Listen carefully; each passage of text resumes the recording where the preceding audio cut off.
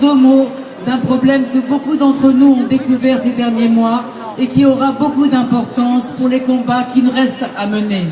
Le lien qui existe entre les enjeux de droit, les enjeux de justice et les enjeux de savoir et de connaissance.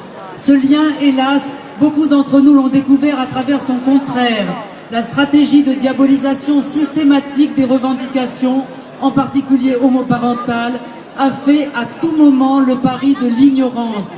L'ignorance de notre histoire, et en particulier du fait que le mariage n'a jamais été intangible, que la filiation a évolué, et que c'est dans ce cadre qu'il faut situer les revendications des homoparents.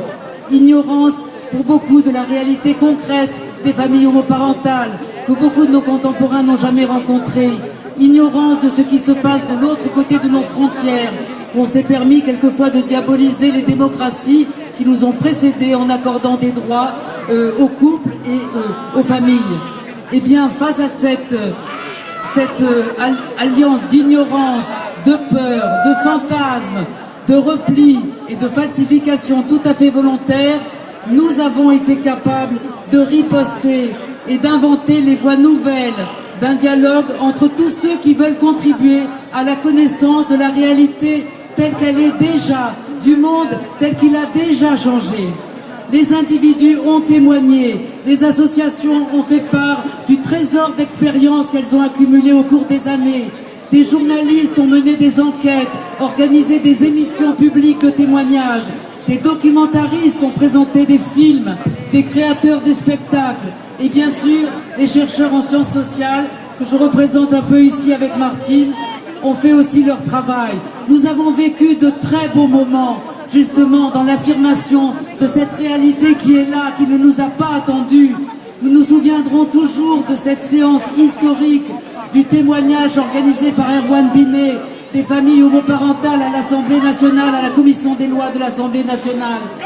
Beaucoup de nous se souviendront toujours de ce soir où l'un d'entre vous a pleuré parce qu'on diabolise tellement les hommes qui ont recours à la gestation pour autrui qu'il n'osait même plus en parler. Nous étions autour de lui lors de cette séance où fut présenté le magnifique documentaire Naître Père, qui nous amène à penser que la gestation pour autrui éthique existe et qu'il nous faudra un jour en parler. Ces premières tentatives nous donnent une idée simplement pour l'avenir. N'ayons pas peur de la réalité, n'ayons pas peur même de nos divisions, mettons en forme nos controverses.